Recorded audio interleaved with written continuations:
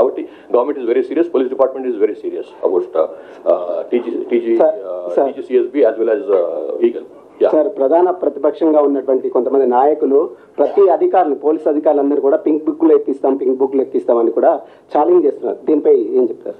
నేను ఆల్రెడీ ఒక TV channel చెప్పినానండి, మాకు pink book, blue, red, white అట్లా ఏముండదు, మాదంతా ఓన్లీ కాకి బుక్ అంటే సిఆర్పిసి, ఐపీసీ చట్టాలతో ప్రకారం పోతాము. ఆ కాకి బుక్ అంటే అవన్నీ కలిస్తే కాకి బుక్ అవుతుంది. ఇదే మాకు తెలిసిన కలర్ కానీ మిగతా కలర్ సంబంధం లేదు.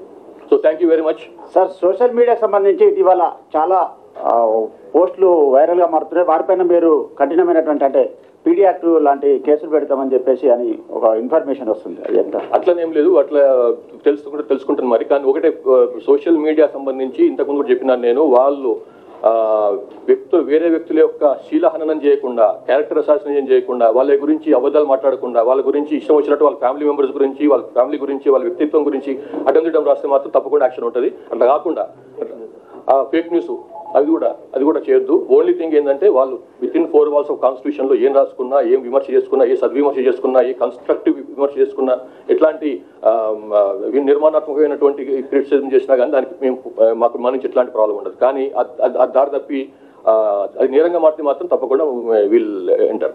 Thank you very much. Let's have breakfast. Thank you. So let's go for breakfast.